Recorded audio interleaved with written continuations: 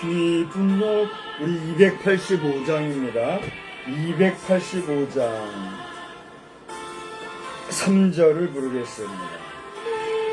그날부터 평안한 마음 누리소서. 이 복된 날 전하는 일 나의 본분 삼았도다.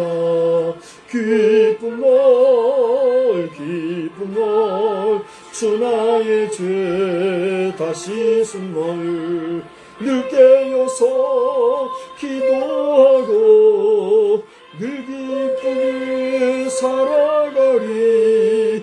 기쁜 날 기쁜 날 주 나의 죄 다시 쓴 날. 아멘. 전능하사 천지를 만드신 하나님 아버지를 내가 믿사오며 그 외아들 우리 주 예수 그리스도를 믿사오니 이는 성령으로 잉태하사 동정녀 마리아에게 나시고 본디오 빌라도에게 고난을 받으사 십자가에 못 박혀 죽으시고 장사한 지 사흘 만에 죽은 자 가운데서 다시 살아나시며 하늘에 오르사 전능하신 하나님 우편에 앉아 계시다가 저리로서 산 자와 죽은 자를 심판하러 오시리라. 성령을 믿사오며 거룩한 공예와 성도가 서로 교통하는 것과 죄를 사하여 주시는 것과 몸이 다시 사는 것과 영원히 사는 것을 믿사옵나이다. 아멘. 우리 찬송가는요 519장을 부르시겠습니다. 519장 찬송을 부르시고 우리 다같이 합심해서 기도하겠어요.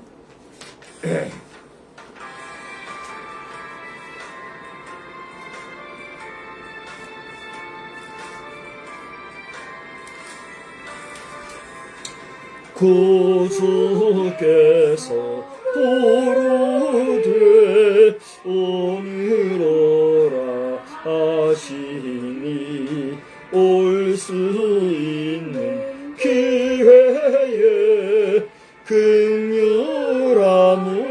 받으라.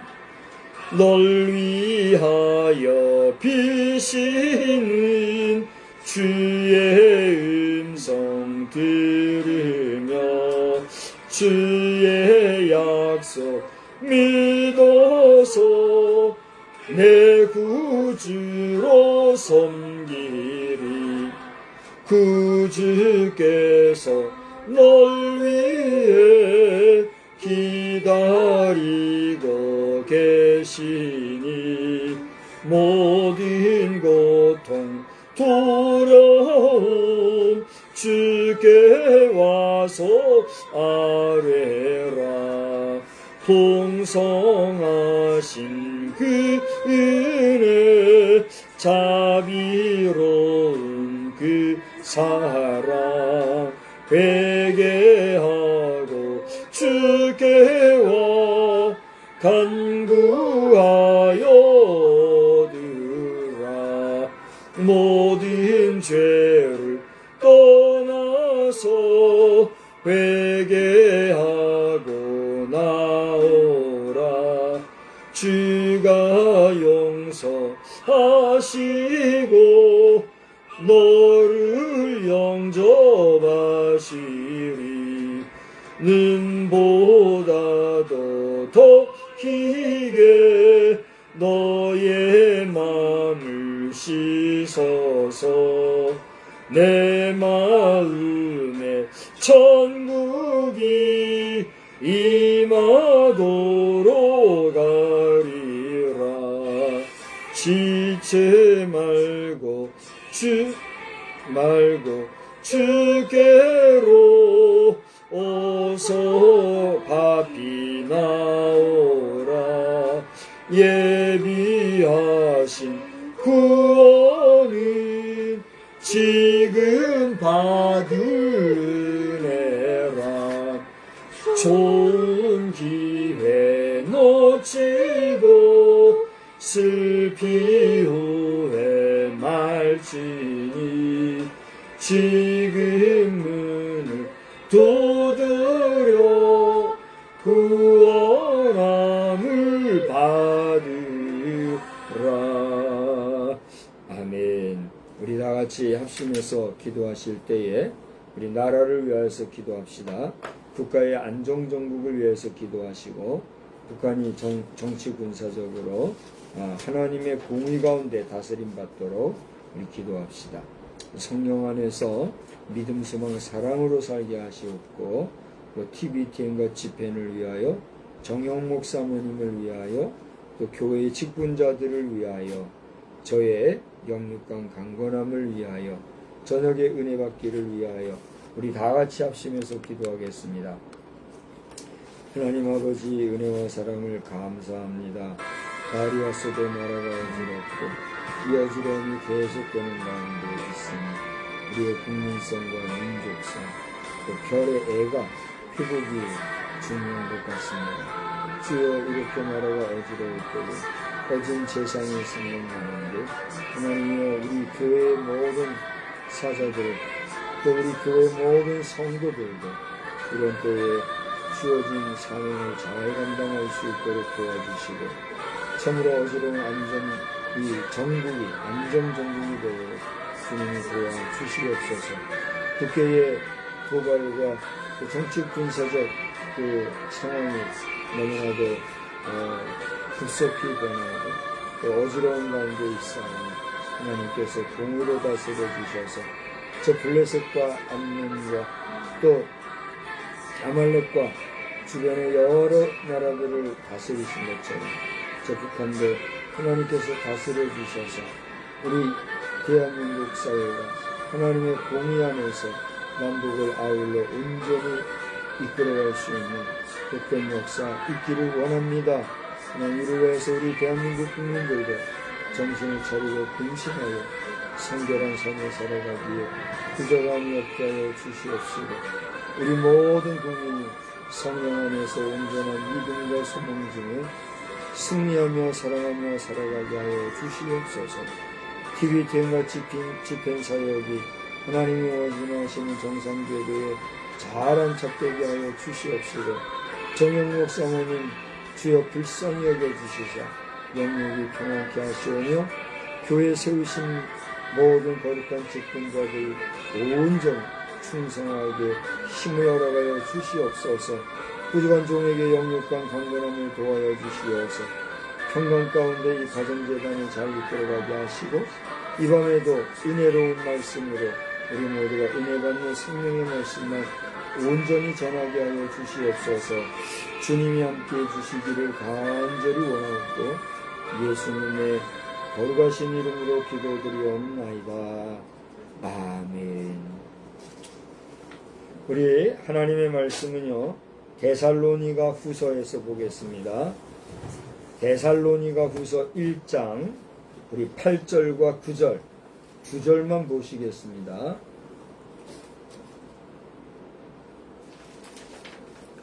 데살로니가 후서 1장 8절과 9절 제가 한번 읽겠어요. 먼저 그 다음에 두 번째로는 우리 다 같이 읽도록 두 번을 반복해서 읽겠습니다. 데살로니가 후서 1장 8절로 9절 하나님을 모르는 자들과 우리 주 예수의 복음에 복종하지 않는 자들에게 형벌을 내리시리니 이런 자들은 주의 얼굴과 그의 힘의 영광을 떠나 영원한 멸망의 형벌을 받으리로다. 다 같이요.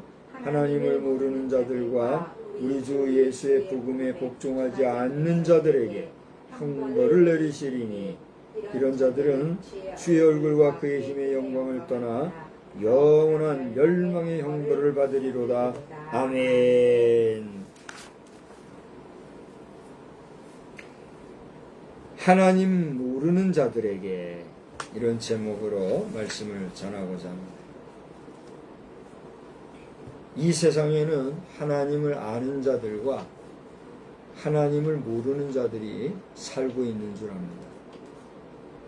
바울 사도는 하나님을 아는 자였지만 그가 아는 하나님은 율법에 의하여 그가 조상적부터 믿어왔던 그 조상의 신앙을 계승하여 정말 대를 이어서 뿌리가 깊이 율법주의적인 신앙을 가졌던 그러한 종이었습니다. 바울 사도의 믿음이 잘못되었다거나 그의 신앙관이 틀렸다라고 우리가 말하기에는 바울 되기 전 사울의 그 신앙적인 배경은 너무나도 정통 보수적인 그런 신앙이었다 하는 것을 우리가 인정해야 합니다. 그런 것 같아요? 그렇지 않은 것 같아요? 최근에 유대인들이 본 예수 그리스도, 유대인들의 시각에서 본 예수 그리스도라고 하는 그런 책이 번역이 되어서 아마 출판이 된 걸로 압니다. 정확지는 않습니다만 제 후배 목사님 가운데 아마 이 목사님이 번역을 해서 책을 내지 않았나 싶어요. 더 자세한 것은 제가 좀 더 알아봐야 되지만 최근에 그런 책이 출판이 되었다 하는 것을 제가 어제 보았습니다. 제가 아직 읽어보지 않았기 때문에 많은 말씀을 드릴 수는 없지만 유대인들이 보았던 예수님에 대한 시각은 어떤 시각일까? 무척 흥미롭고 우리가 한번 좀 생각해 볼 수 있는 그런 주제이지요. 그런데 바울은 그가 이름이 바뀌어 바울이 되기 전 사울이라는 사람으로서의 유대 정통 신앙인으로서 그가 알고 있었던 예수라고 하는 존재는 결코 용납할 수 없고 인정할 수 없고 받아들일 수 없는 그런 종교 분파주의자일 뿐만이 아니라 정통 유대주의에서 볼 때에는 그야말로 이단과 같은 그런 존재였을 것입니다.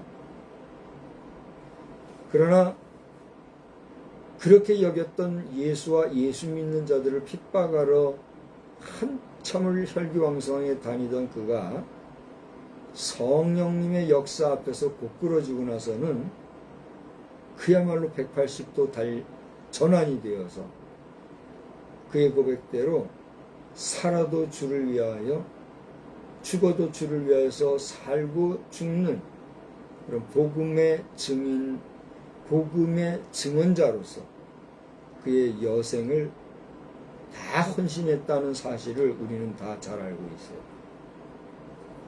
그런 가운데 데살로니가 교회 성도들에게 바울은 두 편의 편지를 썼는데 그것이 뭐죠? 데살로니가 전서와 데살로니가 후서입니다. 데살로니가 전서는 이제 신앙의 핍박, 로마의 그 여러 가지 정치적이고 또 신앙적인 핍박을 피하여서 유대 본토를 떠나 흩어져 있던 유대 그리스도인들, 그걸 우리가 이제 디아스포라 유대인이다 이렇게 얘기를 하는데 그들에게 믿음으로, 소망으로, 그리고 사랑으로 살라고 정말 애정어린 권면을 한 편지가 데살로니가 전서예요. 그래서 여러분이 데살로니가 전서를 보시면 그들이 믿음으로 산 것을 칭찬하고 소망 중에 살고 있는 것을 격려하며 사랑으로 살고 있는 것을 또한 칭찬하는 그러한 이야기로 시작되고 있는 것을 우리가 보게 됩니다. 그래서 데살로니가 전서를 통하여서 장차 오실 주님의 재림에 대한 복음과 소망의 말씀도 전해주면서 그들이 진리 안에서 그들의 믿음을 잘 지켜나가기를 응원하고 독려하고 권면하는 그런 이야기들로 구성되어 있는 것을 보게 돼요. 그런데 그와 같은 데살로니가 전서를 써보낸 이후에 이 데살로니가 후서도 또 한 번 써보내게 되었는데 성서신학자들에 의하면 데살로니가 후서는 데살로니가 전서를 쓴 몇 개월 뒤에 쓴 편지다 이렇게 얘기를 합니다. 데살로니가 전서를 써보낸 이후에 데살로니가 교회 안에서는 거짓 선지자들, 거짓 교사들이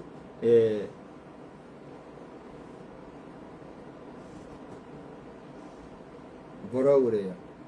왕성하게 일어나고 거짓된 교훈들이 난무하는 그러한 일들이 생긴 것 같아요. 그래서 바울 사도는 데살로니가 후서를 통해서 그들의 잘못된 교리나 가르침, 왜곡된 복음들을 격퇴하고 바로 가르치고 훈계하고자 하는 그런 목적으로 오늘 데살로니가 후서를 썼다고 하는 사실을 우리가 염두에 두고 데살로니가 후서를 여러분이 읽는다고 하면 각 장마다 펼쳐지고 있는 내용을 통해서 우리가 바울 사도의 그 깊은 신앙적인 교훈을 우리가 발견할 수가 있겠다라고 하는 것입니다. 특별히 오늘은 제가 본문을 짧게 2절만 선택을 했어요. 이 본문 2절만 읽을 때 믿음이 없는 사람이나 또는 믿음이 약한 사람들이 이 내용을 읽으면 섬찟한 감을 느낄 수도 있고 또 마음의 부담을 가질 수도 있는 그런 내용입니다. 오늘 제목을 제가 뭐라고 그랬죠? 하나님 모르는 자들에게 이런 제목을 말씀을 드렸잖아요. 오늘 8절을 보니까 뭐라고 그랬습니까? 하나님을 모르는 자들, 하나님을 모르는 자들이라고는 한 부류가 나오죠. 두 번째는 어떤 사람들이요? 예수님의 복음에 복종하지 않는 자들, 이들에게 있는 게 뭐라고 그랬어요? 형벌이다 그랬어요. 잘 보십시오. 복음은 우리를 자유케 하고 우리를 풍성케 하고 우리를 구원으로 인도하며 우리를 안정과 평강과 참 평화로 이끌어가는 생명의 말씀이요 진리의 말씀이요 또 우리에게 희망을 주는 메시지로 구성이 되어 있어요. 아멘이십니까? 동의하시죠? 그런데 그러한 복음을 순종하지도 아니하고 그 복음이 증거하는 하나님과 하나님의 나라에 대해서 믿지 아니하는 자들에게는 뭐가 답일까요? 형벌이 답이다. 냉정하게 바울사도는 그렇게 얘기하고 있어요. 그런데 이 바울사도의 서신서에 나타나 있는 하나님을 모르는 자들과 복음을 순종하지 않는 자들이 내리는 형벌이라는 것은 바울사도 개인의 의견일까요? 바울사도의 깨달음을 데살로니가 교회 성도들에게 한정되게 그렇게 전하고 마는 그런 하나의 목회 서신 정도로만 끝나는 것일까요? 아닙니다. 그것은 하나님께서 오늘 이 시대를 살아가고 있는 우리 인생을 향해서 주시는 하나님의 말씀이란 사실을 믿으시기 바랍니다.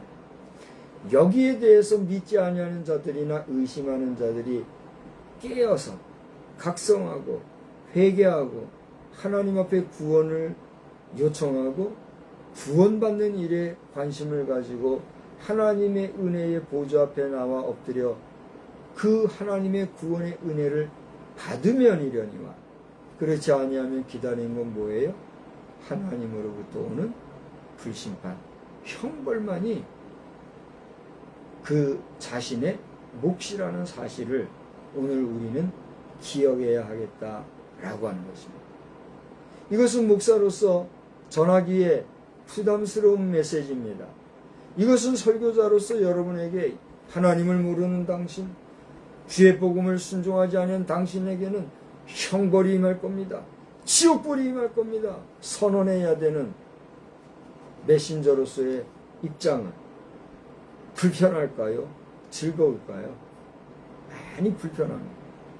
그러나 그것을 전하는 것이 설교자의 사명이기 때문에 오늘 이 예배 시간에 함께 예배드리고 있는 여러분 가운데 믿는 자는 하나님께 감사와 또 그 베푸신 은혜에 대해서 정말 엎드려 영광을 돌리는 삶을 살 것이요.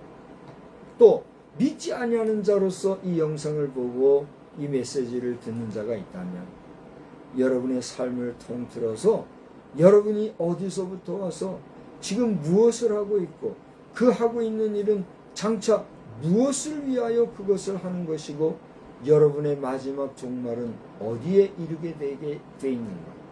여러분의 종말은 언제쯤 올 것인가를 생각하는 가운데 근본적으로 하나님을 알고 하나님을 찾고 하나님을 발견하는 그런 복된 계기가 될 수 있기를 우리 주님의 이름으로 축원합니다. 제가 종종 말합니다마는 우리가 아침 일찍부터 수고하고 밤늦게까지 땀 흘리고 애써서 그리고 무엇인가를 이루어내고 또 열매 맺는 또 재화를 형성하는 그 모든 일들이 결국은 뭐예요? 죽기 위해서 죽음을 향해서 나의 마지막 종말을 향해서 가는 하나의 우리의 인생 여정 가운데 노동에 해당하는 것이다 라고 하는 것입니다. 저는 드라마 보는 일을 의지적으로 삼가를 하고 있어요. 알고 있죠? 제가 드라마 문화를 무시하거나 경시하거나 그래서가 아니라 드라마를 보신 분들은 알겠지만 그 드라마를 봄으로써 거기에 심취되고 시간적으로 정신적으로 많이 소비를 하게 되지 않을 수가 없더라고요. 우리 인생이라는 그 기나긴 시간 가운데 그렇게 보내는 시간이 얼마나 아까운지 저는 모르겠어요. 그런데 그럼에도 불구하고 드라마를 통해서 얻을 수 있는 교훈이 있다면 그것은 뭐예요? 다양한 인생살이의 다양한 삶의 모습과 다양한 교훈들과 다양한 사람들의 살아가는 이야기, 그것을 통해서 인간 심리와 인간 세상과 오늘날 시대와 오늘날 살아가는 우리 사람들의 우리의 이야기를 알 수 있다는 거예요. 어떻게 보면 간접적으로 우리 시대를 경험하는 거죠. 그러나 꼭 그렇게 드라마를 통해서 경험해야만 우리가 우리 시대를 알 수 있나요? 그건 아닙니다. 과거나 현재나 앞으로도 그 드라마 한 편에서 만들어지고 있는 모든 인간의 집약되고 축약되어져 있는 이야기들은 과거에도 있었고 지금도 진행 중이고 앞으로도 언젠가 있을 수 있는 그런 이야기들의 연속이에요. 그런 이야기들 속에 하나님과 하나님의 나라와 우리 인생을 향하신 하나님의 구원의 역사라고 하는 정말 진지한 생명의 문제는 다름 없이 그저 남녀 상렬지사와 금은보화의 이익과 또 손실, 어떻게 하면 잘 먹고 좋은 옷 입고 좋은 문화와 문명사회 속에서 발전된 오늘날 시대에 발빠르게 적응하고 어떻게 하면 성공하는 거, 뭐 이런 인간의 이야기들만 다 차 있다는 거예요. 근데 신기한 것은 그것을 보면 볼수록 그 이야기가 얼마나 재미있고 얼마나 새롭고 얼마나 흥미로운지 쑥쑥 빠져요. 공감이 되십니까? 이 영상을 보시는 분 가운데 드라마 좋아하는 분이 많이 있을 줄 알아요. 그 드라마의 특징을 보면 제가 지금 드린 말씀에서 틀림이 없을 거예요. 또 오늘도 영화를 한 편 보려고 틀었는데 그 영화가 한참 보고 나니까 영화가 아니라 드라마인 거예요. 이 드라마는 보통 몇 편이 계속해서 연결이 되잖아요. 그러니까 한 편을 다 끝나고 영화를 다 본 줄 알았는데 보니까 그게 하나의 시츄에이션을 그려낸 드라마더라 이거예요. 그 다음 편을 보게 되면 더 흥미로운 이야기가 나올 것 같은데 보니까 역시나 다음 편이 쫙 펼쳐지는데 얼마나 흥미롭게 전개될지요. 저는 과감하게 일어났어요. 일어나서 차라리 골목 한번 쓸자. 골목을 가서 한번 청소하고 그런 오후 시간을 제가 보냈어요. 무슨 얘기인가 하니 드라마 제작자들이나 드라마에 출연하는 여러 배우들이 오늘 이 영상을 보면 얼마나 실망하고 저를 욕하겠습니까마는 그래도 할 수가 없고 또 여러분들이 하는 일은 제가 뭐라고 하든지 여러분들이 안 할 것도 아니고 기왕에 할 거 좋은 작품을 잘 만들어서 좋은 교훈과 결실들 좋은 영향력이 있게 되기를 주의 이름으로 축복합니다.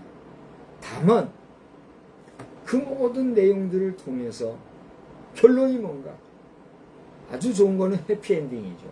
결과가 좋게 끝나고 사람 마음에 따뜻한 감정이나 좋은 감정이나 어떤 희망적인 내일을 열기 위한 도전의 마음을 가지는 뭐 이런 거이겠죠. 그게 아니면 허무주의와 슬픔과 절망과 낙심과 에이 인생이 그렇지 뭐 그런 낙담하는 그런 쪽으로 끝나는 거겠죠. 거기서 끝나지 말고 그 모든 내용을 통해서 하나님을 찾으라는 거예요. 하나님이 누구시며 하나님이 우리와 어떠한 관계가 있고 오늘 시대에 하나님은 우리에게 어떻게 역사하고 계시며 그 하나님은 앞으로 역사를 어떻게 이끌어 가실 것이며 그 하나님이 펼쳐나가실 장차 하나님의 나라는 어떤 나라인가, 그 하나님을 안다는 것, 예수 그리스도를 믿는다는 것은 오늘 우리에게 어떠한 의미인가 라고 하는 생명에 관한 문제를 여러분이 관심을 가지고 이 문제를 통하여서 하나님을 만나랍니다. 그렇게 하나님을 만나시라고 외치는 전도자와 설교자의 외침이 있음에도 불구하고 여러분이 귓전에 듣고 관심 두지 아니하고 하나님을 나몰라 하고 살아갈 때에 성경은 왜 얘기합니다. 하나님을 모르는 그것으로 말미암아 당신들이 받을 것은 뭐예요? 형벌, 곧 지옥불의 권세에 떨어질 수밖에 없다. 이것은 나의 이야기가 아니라 하나님이 정하신 법칙이라는 거예요. 그렇기 때문에 오늘 이 저녁 시간에도 우리는 얼마나 맛있는 거 먹고 시원한 환경에서 다리 쭉 뻗고 좋은 드라마 보고 즐겁게 즐길 수 있는 시간이지만 다 내려놓고 하나님의 말씀 앞에 모이게 되는 거예요. 그 이유가 하나님을 잠시라도 기억하고 하나님을 인정하고 하나님을 믿는 도에 서는 우리의 삶을 돌아보고 조명하며 하나님 앞에 감사하고 그 하나님께 영광을 돌리기 위해 이 자리에 모인 것이라. 그러한 우리의 인생의 삶을 하나님이 원하시고 그 하나님께 영광 돌리는 성도의 삶을 어여삐 여기셔서 우리의 마지막 종말에 이를 때에 하나님은 우리를 복주시고 하나님의 영생의 나라로 이끌어 주실 것이거니와 그렇지 아니하고 불신하고 믿지 아니하고 하나님을 인정하지 아니하는 자에게는 뭐가 있다고요? 형벌이 있다고 말하라고 오늘 저의 입을 열어주신 거예요. 기왕하면 여러분 잘 될 겁니다. 복 받을 겁니다. 행복하십시오. 건강하십시오. 뭐 충만하십시오. 좋은 얘기만 가득해줘도 부족한 시간이 하나님 알지 못하면 벌 받을 겁니다. 지옥 갈 겁니다. 이 얘기하는 게 즐겁겠냐 말이에요. 즐겁지 아니하지만 하나님께서 오늘 이 저녁에 그 얘기를 하라고 전해주셨기 때문에 오늘 저는 성경을 이렇게 말씀하는 거예요. 왜 오늘 하필 이 시간에 그 얘기를 하라고 했는가? 그건 나도 몰라요.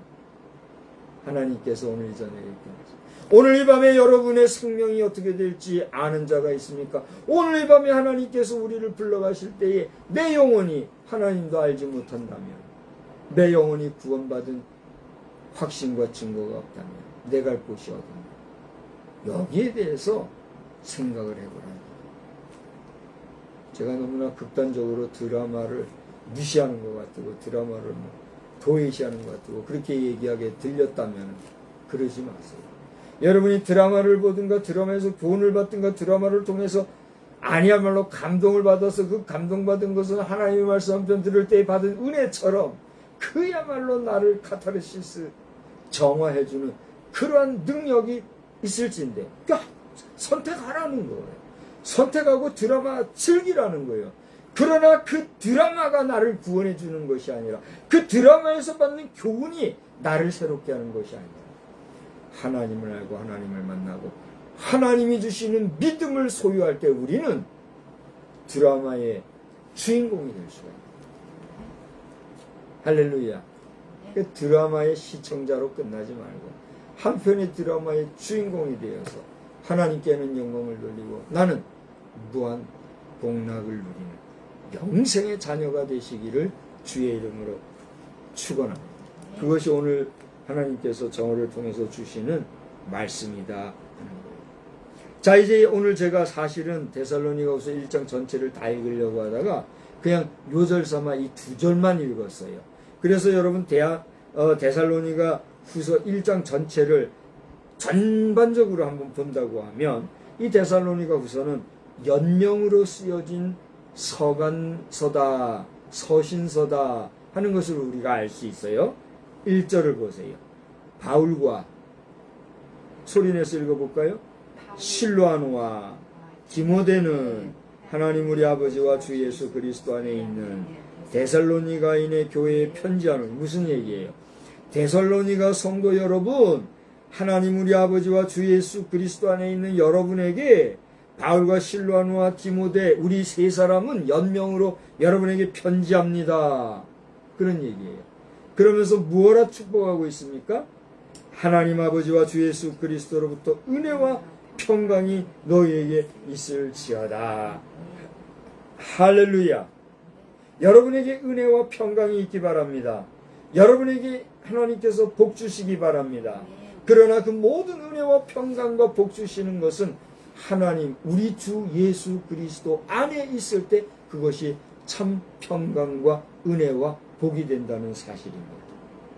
우리가 세상 가치 기준으로 저 사람 복 받았어 라고 할 때 사람들은 그 복의 기준을 어떻게 판단합니까? 뭐라고 해도 돈 많이 벌면 복으로 알아요. 그래요 안 그래요? 그 다음에 뭐예요? 명예. 아무리 돈이 많아도 명예가 없으면은 우습게 여김을 받잖아요. 근데 명예가 아무리 있어도 돈이 없으면 어때요? 힘이 없잖아요. 그래서 세상 사람들은요, 복 그러면은 뭐니 해도 머니가 최고라고. 그러면서 머니가 뭐예요? 돈, 물질을 제일로 여기는 경향이 있어요. 그 다음에는 이제 명예를 얘기해요. 돈과 명예. 그리고 그 다음에 이어지는 것들이 뭐가 있을까요?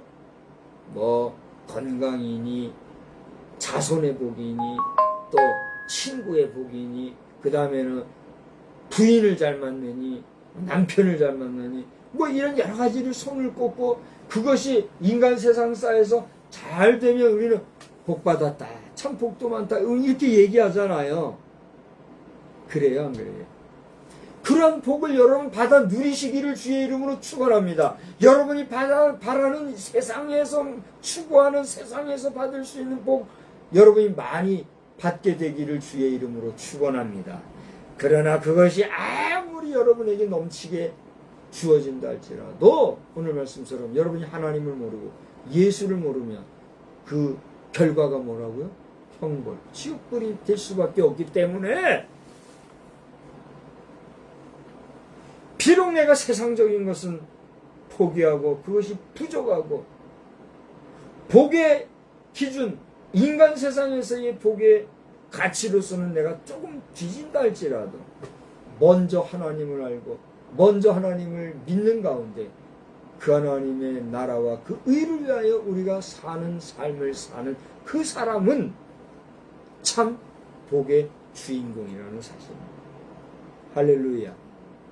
그래서 교회 안에서는 부자도 있고 가난한 사람도 있지만 그 모든 부와 가난함이 의미가 없고 하나님 안에서 뭐가 되는 거예요? 형제와 자매가 될 수가 있는 거예요. 물론 오늘날 현대 사회 구조 속에서 교회 안에서도 빈부의 차가 있고 빈부가 함께하다 보면 알게 모르게 여기에서도 갈등 관계나 또는 빈부의 어떤 차이에서 오는 괴리감, 남모르는 격차의식 이런 것들이 있어요, 없어요? 있어요. 있는 게 사실이에요. 교회라고 해서 부자의 삶과 가난한 사람이 똑같을 것이라고 보는 거 그거 쉬운 일일까요? 어려운 일일까요? 쉽지 않은 일입니다. 분명히 교회 안에도요, 좀 경제적으로 여유 있는 사람은 그 사람들끼리 자주 모이는 것을 보게 되고 그 사람들끼리 잘 통하는 내용이 있어요. 그런가 하면 가난한 사람들은 또 가난한 사람대로 그렇게 또 잘 모여지고 그래요. 그러면서 부한 사람들과 가난한 사람들 사이에 갈등도 있어요, 없어요? 있단 말이에요. 물론 전반적으로 그렇다고 말하실 수는 없어요. 부한 성도들은 가난한 사람을 도와주고 가난한 사람들은 부한 성도들에게 또 형제로서 나누고 하기 때문에 그래도 세상 사람들보다는 비교적 교회 안에는 가족과 같은 그런 분위기가 형성되어 있고 그것을 잘 이끌어가는 것이 뭐예요? 목사, 목회의 역할이기 때문에 그래서 목사가 그렇게 중요하다는 거예요. 목사는 빈부, 남녀, 노소, 빈부, 고아를 물어나고 골고루 사랑하고 골고루 함께 할 수 있도록 이끌어가는 역할을 하는 그게 목자, 목동, 목사의 역할이라는 쇠퍼드란 말이에요. 그래요, 안 그래요? 근데 그걸 잘하지 못하면 목사도 어떻게 돼요? 인간이기 때문에 사람 비위 맞추고 이 편 저 편 편들게 되고 이 사람 저 사람 비유 맞추다 보면 인간적인, 인본적인, 인위적인 방법으로 목회를 하고 그러다 보면 교회 안에서도 뭐가 생겨요? 갈등과 반목과 질시 또 불공평한 일이 생겨서 교회가 사분으로 시끄러워지고 이런 일이 생긴단 말이에요. 그런 것 같아요? 안 그런 것 같아요? 그런 것 같지. 그러니까 이러한 관계 속에서 너는 주의하라. 우리가 지난번에 디모데 전서 후서를 봤습니다. 바울 사도는 디모데, 젊은 목사 디모데에게, 그래서 교회 안에 늙은 자들과 젊은 자들과 또 젊은 형제들과 젊은 여자들, 여러 종류의 사람들을 열거하면서 그들에 대하여는 이렇게 하고 저렇게 하여 교회가 평안히 갈 수 있도록 하여, 이렇게 구체적으로 목회의 내용을 일러준다.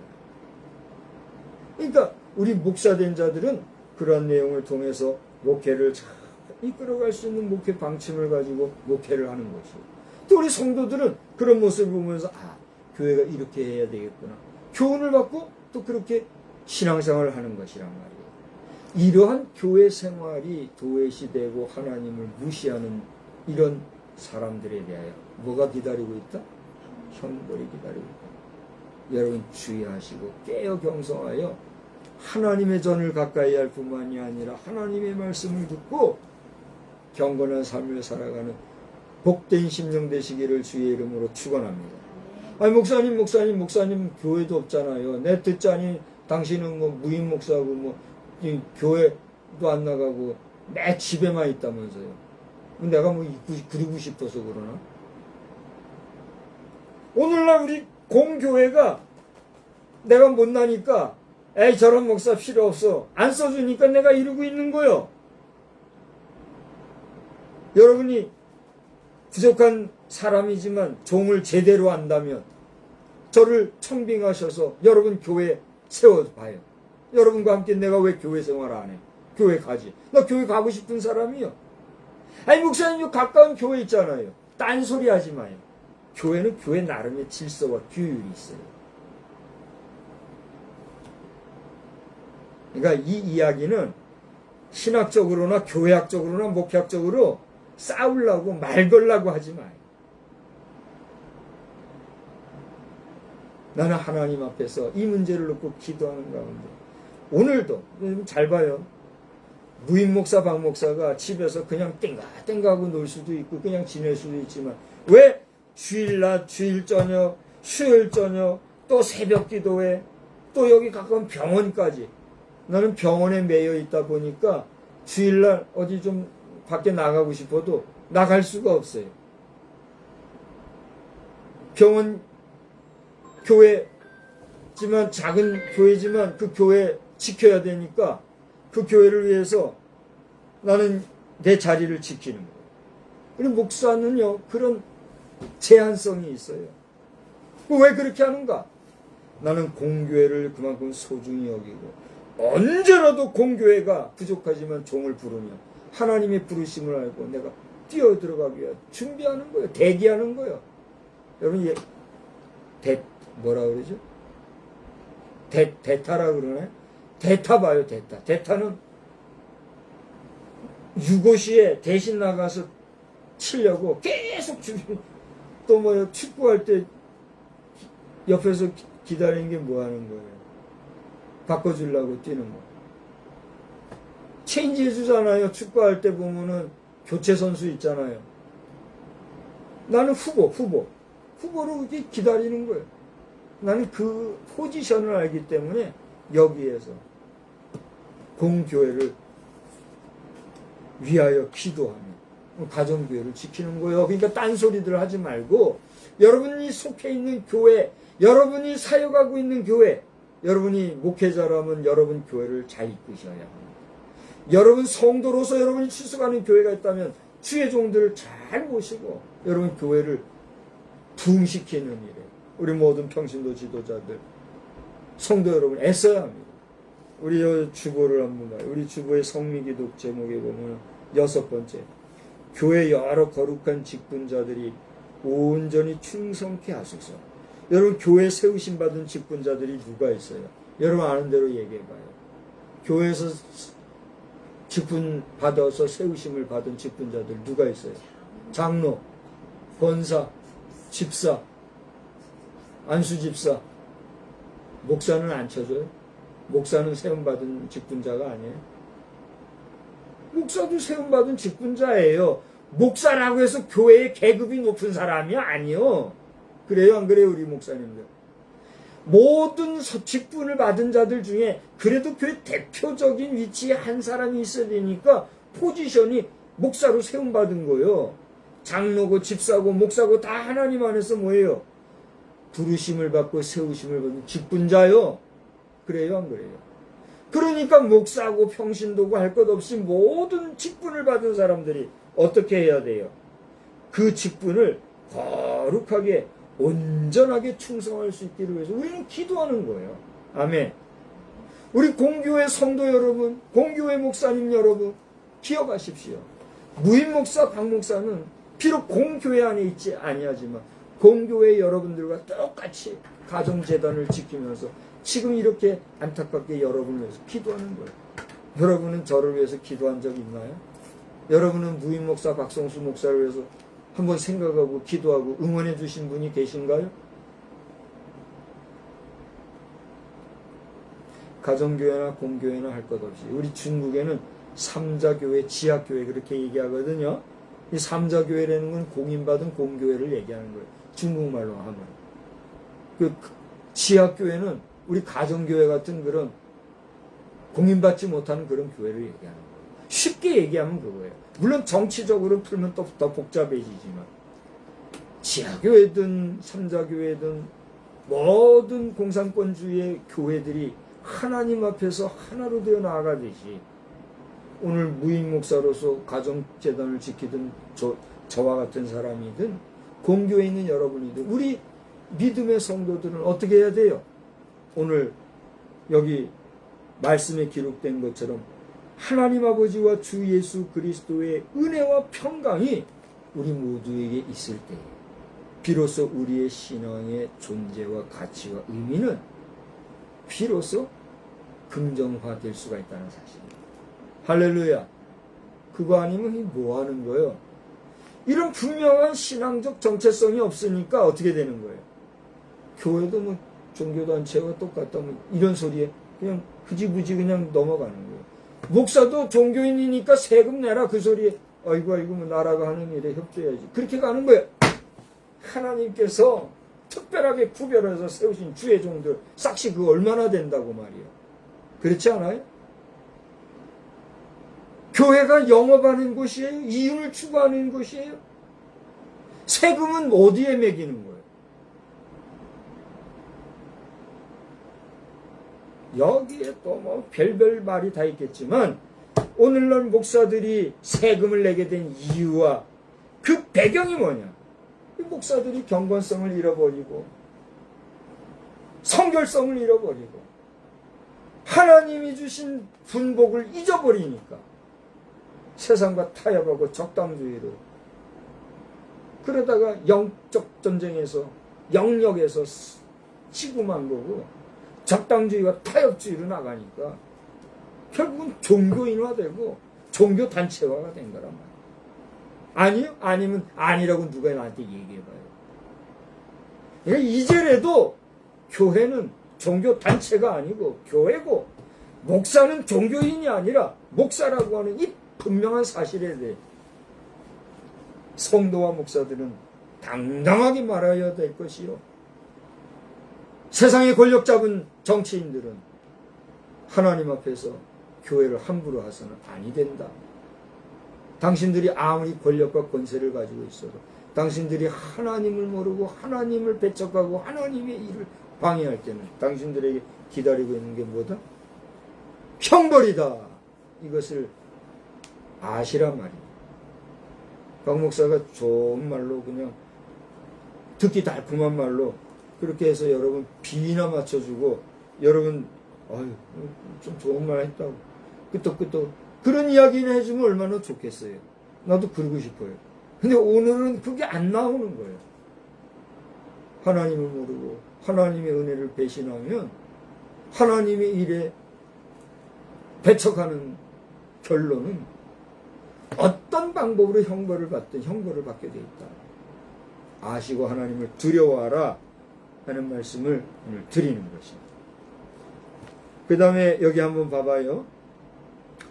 데살로니가 1장에 보면, 우리 한번 보세요. 데살로니가 전서 봐요. 데살로니가 전서 1장을 보면 어떤 말씀이 나오냐면, 서두에 데살로니가 전서를 쓴 그 목적이나 취지 이런 내용들이 간단하게 기록이 돼 있어요. 제가 중국에 가서 이걸 가지고 이제 강의를 했던 적이 있거든요. 근데 그 내용이 3절이에요. 다 같이 한번 읽어봅시다. 너희의 믿음의 역사와 사랑의 수고와 우리 주 예수 그리스도에 대한 소망의 인내를 우리 하나님 아버지 앞에서 끊임없이 기억하미니. 여기 2절에 보면 내가 여러분에서 기도하고 여러분을 기억합니다. 왜냐하면 데살로니가 교회 성도 여러분은 믿음, 소망, 사랑에 그 삶을 살고 있기 때문입니다. 바울사가 그렇게 얘기했단 말이에요. 이해가 되시죠? 그런 내용이 오늘 여기 데살로니가 후서에도 반복해서 이어지고 있어요. 이 데살로니가 전서나 데살로니가 후서나 대상이 누구예요? 데살로니가 교회 성도들이니까 그 성도들의 특징이 뭐다? 믿음으로 인내하고 소망으로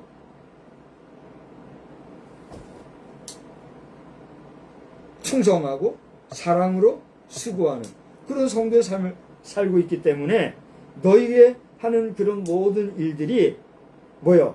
인내하고 견디고 또 참음으로 이기고 나갈 때 이것은 너희들이 하나님 앞에서 합당한 자로 받을 수 있는 길이다 라고 하는 5절의 말씀에 교훈이 우리에게 주어지고 있다 라고 하는 거예요.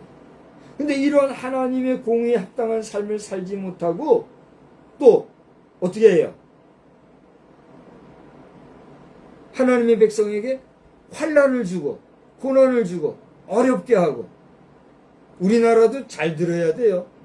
교회를 향해서 세금이나 매기려고 하고 교회 재산이나 교회의 행정이나 교회하는 일에 감내나라 배내내라는 이 대한민국의 정부와 정권은 그 누가 이 나라를 이끌든 그런 식으로 하는 나라는 반드시 하나님께서 적절한 방법으로 치료하실 것이다. 저는 분명히 믿고 얘기하는 거예요. 그거 아니면 제가 이 말씀 전하는 것이 무의미해지게 될 거예요. 우리 목회자들도 그렇게 전해야 되는데 말 못하는 거예요. 왜 그래요? 자신이 없으니까, 확신이 없으니까, 두려우니까 말하지 못하는 거예요. 그러지 마요. 우리 목사님들, 선후배 동역자 여러분, 무엇이 두려워서, 무엇이 걱정이 되고, 무엇이 염려가 돼서 여러분이 믿는 대로, 느끼는 대로, 받은 바 확실한 대로 전하면 되는 거단 말이에요. 근데 그걸 말 못하는 거예요. 왜? 말씀드린 대로. 그러니까 우리 교회는요, 다시 한번 돌아가야 됩니다. 그냥 뭐 세금 내는 게 아깝고 뭐 교회 정부에 맹목적으로 반대하려고 그래서 제가 이런 얘기를 하나요? 그게 아니에요. 하나님의 나라와 세상의 나라는 구분이 있고 분별이 있고 같으면서도 다른 하나님의 고유의 영역이 있는데 그 하나님의 영역이 침범될 때 그 나라가 어떻게 될까요?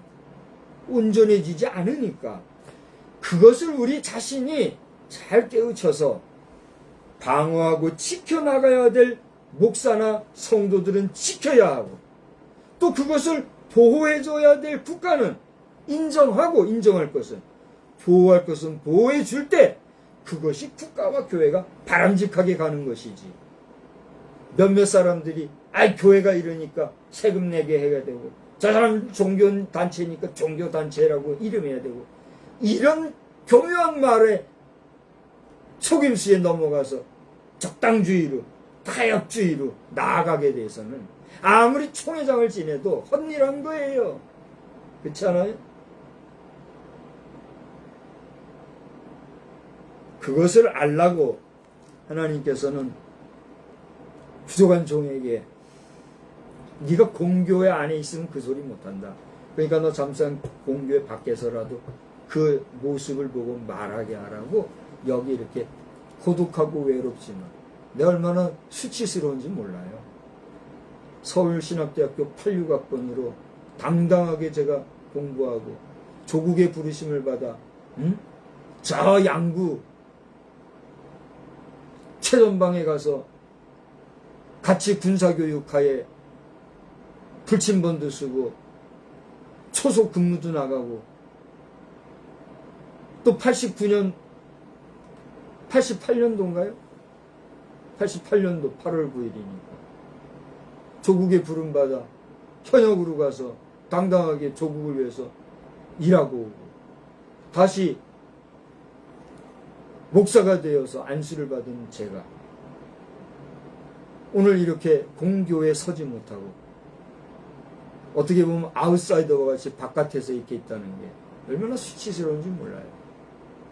그러나 내가 누구에게 교회 안에서 대가가 있어서가 아니라 하나님의 섭리가 있구나 라는 것을 깨닫고 인정하기에 나는 그 외로움을 견디고 지금 있는 거예요. 그러니까 저를 아는 우리 기독교에 대한 성결교회 선후배 목사님들이나 또는 저를 아시는 우리 한국의 모든 교회 동역자 여러분은 공교회 잘 지켜가시고 성도들도 이제는 목회자들이 더 이상 수치스럽지 아니하기 위하여서 여러분 자신이 목사들을 제자리로 돌려놓기를 종교인으로 취급당하지 아니하도록 거룩한 하나님의 성직자여 하나님 앞에 부르심을 받은 목사로 여러분들이 인정하고 함께하는 지도자 될 수 있도록 여러분들이 회복시켜야 될 그 말씀 전하라고 서두 본말이 없이 이 말씀을 전하게 하십니다. 얼마나 하고 싶은 얘기가 많은지 몰라요. 그러나 예배 시간 평균적으로 1시간 내외로 이렇게 정하고 우리가 말씀을 나누기 때문에 오늘 이 말씀을 마치고자 합니다. 다시 한번 보세요. 오늘 제목은 하나님 모르는 자들에게 오늘 8절 9절의 말씀대로 이 말 형벌이 있다는 사실을 기억하시고 우리 나라적으로 국가적으로 근신하고 깨어 경성하는 가운데 하나님의 역사하심을 받아 누려 복된 우리 교회와 우리 대한민국 될 수 있기를 다시 한번 주님의 이름으로 축복합니다. 제가 지난 한 주간에 여러 가지를 묵상하던 가운데 오늘 주보에다가 이렇게 써놨어요. 뭐 여러 가지 내용이 있는데 풀어서 제가 얘기를 하자면 가을이 왔어도 나라의 어지러움은 계속되는 것 같아요. 국민성도 민족성도 결의의 회복도 얼마나 지금 중요한지 모르겠습니다.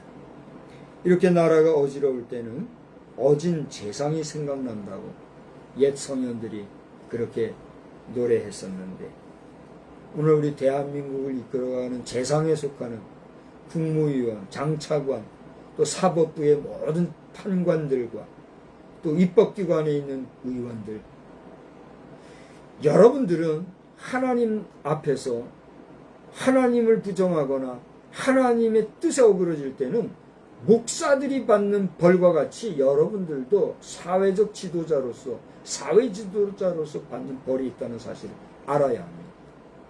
그것을 알고 여호와를 경외하고 이 국민을 두려워할 줄 아는 정직하고 깨끗하고 겸손하고 그리고 신실한 지도력을 잘 발휘해 줄 수 있기를 오늘 2025년도 제80주년 광복절을 앞둔 우리 해방기념주일 저녁에 주의 이름으로 부탁하고 축복합니다. 기도합니다. 하나님 아버지, 오늘 이 저녁 시간에 부족한 종을 통하여서 주님은 무슨 말씀을 전해주시려고 종의 입술을 여셨는지요. 하나님을 알지 못하는 자들에게 임하는 것은 다른 것이 아니라 형벌이라는 사실을 성경은 우리에게 분명히 말씀해주고 있습니다. 바울사도가 데살로니가 교회 성도들에게 쓴 글 정도가 아니라 그러한 형식을 통하여 하나님께서 오늘 우리 시대에 우리에게 하시는 말씀인 것을 알고 하나님을 모르는 자들은 하나님을 알기에 최선을 다하고 하나님을 믿고 하나님을 인정하는 도에 서는 가운데 여호와 경외하기를 저들의 삶의 일상에서 일상화할 수 있는 지혜로운 자들이 되게 하여 주시옵소서. 교회의 지도자들이 종교인 취급을 받고 교회가 종교단체 취급을 받는 이 대한민국의 현대사 속에서 어찌하여 여기까지 왔는지 저희들 다 알지 못하지만 이 일에 적당주의와 타협주의로 나갔던 주의 종들 불쌍히 여겨주시고 이제라도 그들이 철저하게 회개하여 역사를 바로 돌려놓을 수 있게 하시되 그들이 못할진데 우리 남은 모든 주의 종들이 이 일을 바로잡게 하시고 교회 지도자들 특별히 평신도 지도자들이 깨어 각성하여 이 일을 잘 마무리할 수 있도록 또한 지혜와 단결과 응집력을 허락하여 주시어서 한국교회 100여 년 역사 가운데 이렇게 수치스러운 일이 없다고 하는 사실을 알고 저들이 다시 한번 깨어 경성하는 그래서 교회의 역사를 바로잡는 그래 우리 한국교회가 되게 하여 주시옵소서. 자꾸만 서양에 가서 또는 외국에 가서 사양길에 있는 교회들의 어떤 교회 역사를 배우고 와서 그것을 적용해 가면서 우리 한국교회를 그들과 같이 만들어가면서 영역도 교회의 권세도 점점 꺾어가는 이런 어리석은 일들을 취할 것이 아니라 순수하게 하나님을 쫓아 하나님이 가르쳐 주시는 하나님이 깨우쳐 주시는 지혜를 쫓아 날마다 교회가 흥왕해 가며 온 결례와 민족이 하나님 앞으로 돌아오는 성서 한국, 기독교 한국, 그리고 전 세계로 주의 복음을 증거하는 선교 한국으로서 다시 한번 우리가 우뚝 설 수 있도록 힘과 능력과 지혜와 권세로 함께하여 주시옵소서. 오늘 우리와 함께하는 모든 자들이 성령 안에서 하나가 되어 주의 복음 힘써 나팔 부는 자들이 많아지게 해주시기를 원하옵고 예수님의 거룩하신 이름으로 기도드리옵나이다. 아멘. 우리 찬송가는요 522장을 부르시겠습니다.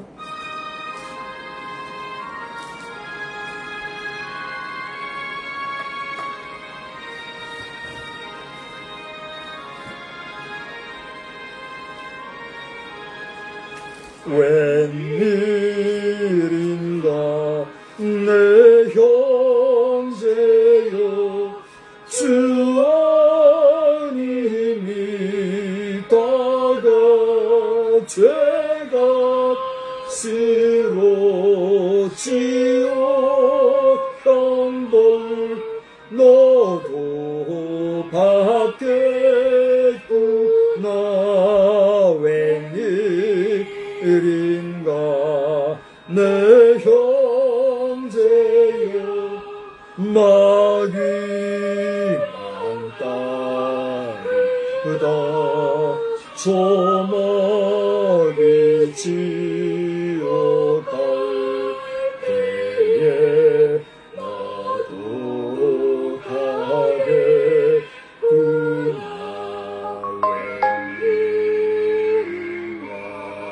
내 형제여 재물 남시하다 세상 물질 불탈 때에 나도 가겠구나. 웬일인가 내 형제여 죄 아래 매여서 한없이 고생하는 거 참어 보겠구나. 사랑하는 내 동포여 주께로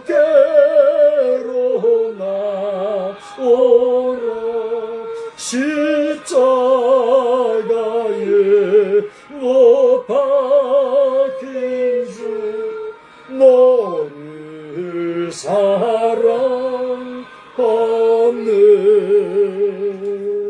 이제는 아버지 하나님의 만극하신 은혜와 우리 주 예수 그리스도의 높고 오묘하고 귀하신 사랑하심과 성령님의 깨닫게 하시고 지혜 주시고 이끌어 주시는 은총의 역사가 하나님을 알지 못하여 형벌받기를 두려워하며 하나님 앞에로 돌아와 하나님의 자녀로 살아가기를 다짐하는 모든 백성들 머리머리 위에 그리고 먼저 믿는 자들로서 저들을 주의 교양과 훈계로 잘 이끌어가기를 다짐하는 우리 앞선 성도들 머리머리 위에 이제로부터 영원히 함께 계실지어다. 아멘.